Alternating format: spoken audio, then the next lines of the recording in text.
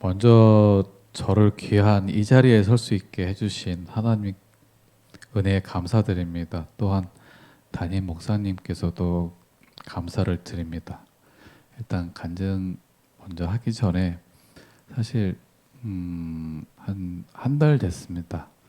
한 달 전에 제가 하는 사업 중에 이제 뭐 도시재생 사업 관련해서 이 자리에서 70, 60대, 70대 어르신들 모시고 주민 설명회를 해가지고 했는데 그때는 제가 주도를 해서 회의를 했는데 이 그때의 모습하고 지금의 교회 성도님 앞에서 이렇게 자리에 서서 상당히 무겁습니다. 그때 말 되게 잘했었거든요.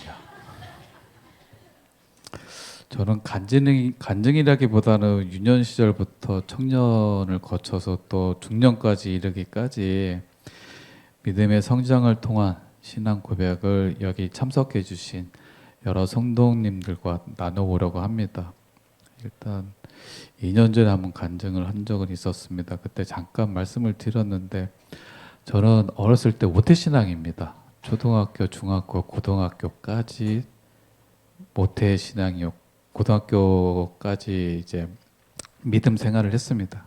고등학교 때는 사실 인문계가 아니라 이제 실업계 공고를 갔는데 다들 아시겠지만은 그때 80년대 때 공고는 공부 안 하고 좀 문제 학생들이 좀 많이 가지 않습니까? 제 주변에도 친구들도 중학교 동창생들도 사실 나쁜 길로 많이 빠졌습니다. 고2, 고3 때 술과 담배를 친구들을 하는 것을 옆에서 지켜봤습니다. 물론 저는 아니었습니다. 저는 그때도 열심히 믿음 생활을 했기 때문에 고등학교 때도 이제 동아리를 가입을 했습니다. 그 동아리도 믿음 생활을 하는 친구들끼리 모이는 남성 춘창단이었습니다. 그래서 그런 어떤 나쁜 길로 빠질 수 있는 시간 타이밍이 없었습니다. 뭐 시간이 있다고 해서 나쁜 길로 가는 것은 아니고요. 그래서 저는 그때 남성 중창단을 하면서 지금의 어떤 안동교회에서의 글로리아 찬양대회 앞에 서지 않나라는 생각은 듭니다. 사실 고등학교 때까지는 뭐 초등부하고 중등부하고 교사 생활도 했었습니다. 교사 생활도 했고 그리고 저는 그 학교 생활하면서 하나님과 동행하지 않으면 안 되겠다는 어떤 학창 시절부터 알 수가 있었습니다. 고등학교 때까지요. 그리고 보니 그 대학 생활은 사실 많이 못했습니다. 함께 하나님과 동행하지 못했습니다. 그래서 저는 항상 짐을 지고 있는 어떤 그런 큰 짐을 지고 있는 느낌이 항상 들고 했습니다. 두 번째로는 제가 사실 작년에 제가 직장 생활하면서 다소 힘들 때가 많았습니다. 제 성격상 제 삶의 중심에는 제가 있었고 모든 일에 제 계획대로 해야 되고 그 결과가 좋지 않으면은 쉽게 낙심하고 그 다음에 불안하고 그 다음에 밑에 있는 뭐 직원들이 일을 시키면은 일이 성취 않아 가지고 제가 다시 일을 합니다. 사실 이 시장 내에서도 저는 이제 중간 관리자 입장으로서 윗분들도 챙겨야 되고 그 다음에 아래 부하 직원들도 신경을 쓰고 그러기 때문에 좀 많이 힘들었습니다. 육체적인 것이 아니라 사실 정신적으로 좀 많이 힘들었습니다. 이 중간 관리자로서.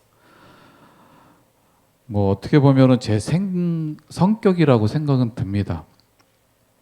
제 성격은 어떠냐면은 이 사람은 한 번 아니다 라고 하면은 내 사람이 아니다.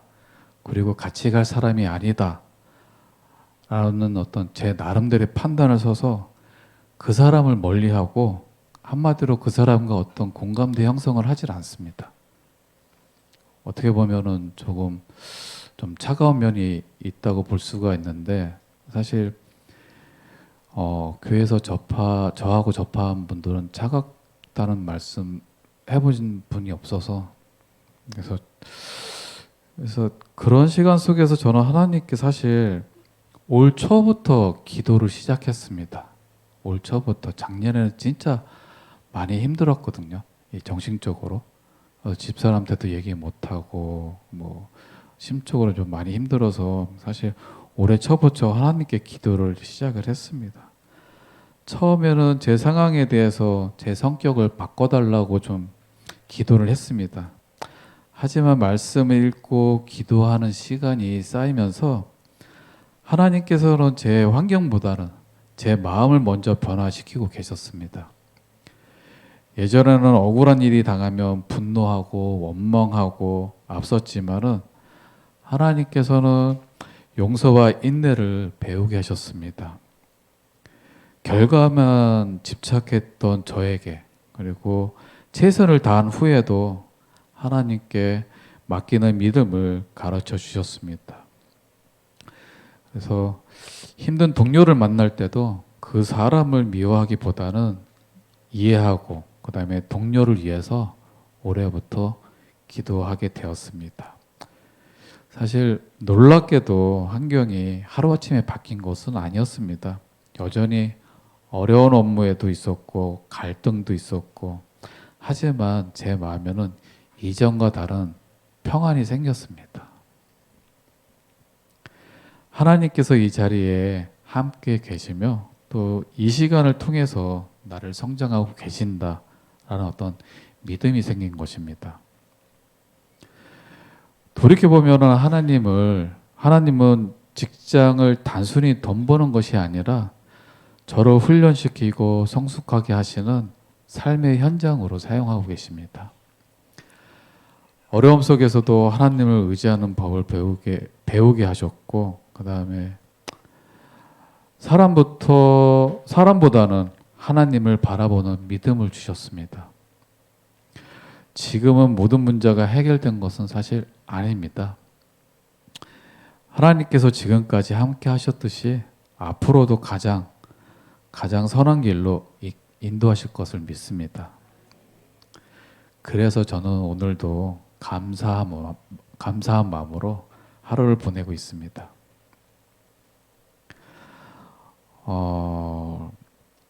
마지막으로 이제 제가 또 요즘에 또 하나 기도를 시작했습니다. 아까 전에 직장 생활에서였던 기도하고 또 하나 기도가 생겼는데 저희 어머니가 다시 하나님의 성전에 나와서 믿음 생활을 할 수 있도록 기도하고 있습니다. 저희 어머니는 제가 인천에 유년 생활 보내면서 저보다 먼저 교회 다니셨고 어릴 때 교회 다니는 어머니의 모습은 놀라움의 연속이었습니다. 저는 어렸을 때 어머니가 그러니까 제가 들었을 때는 잘 알지도 못하는 방언도 하시고 그 다음에 초등학교 때 이제 어머니가 이제 글씨를 쓰셨는데 필기를 이제 하셨는데 그 글씨체 이제 모르겠더라고요. 이해를 못했습니다. 그때는. 근데 사실 지금 돌이켜 보면은 지금은 저희 믿음 생활보다 어머니께서 더욱더 은혜를 받지 않았나 그렇게 생각은 듭니다. 제가 어머니 성격은 좀 닮은 것 같습니다. 저희 어머니도 아니면 아닌 성격이기 때문에 갑자기 저희 교회가 조그맣게 시작을 하다가 갑자기 부흥을 해서 커졌습니다. 그러다 보니까 교회 내부에서도 보이지 않는 권력과 그 다음에 서로에 대한 어떤 시기 질투 그 다음에 음해 이러한 부분 옆에서 지켜보던 어머니는 마음의 상처로 인해서 그 다음부터 교회는 나가지 않았습니다. 지금도 나가지 않고 있습니다. 그러한 계기를 생긴 시점이 언제냐면은 올해 2월 26일 날 건강하던 아버지께서 일을 마치고 귀가하시다가 집 앞에 쓰러져서 갑자기 돌아가셨습니다. 사실 저와 어머니는 준비를 못한 상태에서 갑작스럽게 장례를 치르게 되었고요. 교구 담당 정효연 목사님이 소식을 듣고 장례팀과 함께 위로 예배를 드리러 오신다고 말씀을 해주셨습니다. 그래서 어머니께 조심스럽게 말씀을 드렸습니다. 어머니, 제가 안동에 다니고 있는 교회 목사님께서 장례 예배 하러 오신다고 합니다. 어머니께서 말씀하시기를 어떠냐면, 저희 장례 속초에서 했거든요. 안동에서 속초까지 상당히 깁니다. 그렇기 때문에 어머니가 걱정을 하십니다. 늦은 시간에 이렇게 올 수 있는지 걱정된다고, 오지 않는 게 좋지 않겠냐고.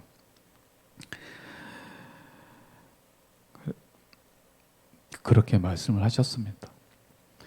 목사님과 장례팀이 도착하고 찬송과 기도와 말씀으로 위로 예배를 드렸는데, 그때 찬송하는 어머니의 모습을 봤습니다. 그 어머니의 그 조그만 입으로 찬송하는 모습, 그 모습, 그 다음에 기도하는 그 모습, 그때 생각했습니다. 어머니를 위해서 기도를 해야겠다. 다시 하나님께 성전에 나가 믿음 생활을 할 수 있도록 지금도 계속 기도하고 있습니다. 어머니께서도 권면하고 있습니다. 아직은 나가시지 않으시지만은 언젠가는 어머니를 통해서 교회를 나가고 있다는 말씀을 듣고 놀라운 은혜가 있기를 하나님 앞에 간절히 소망합니다. 지금까지 준비한 저의 어떤 소소의 이야기를 좀 마치고자 합니다. 그러니까 재미없고 두서없는 저의 은혜 나눔을 끝까지 경청해 주셔서 감사합니다.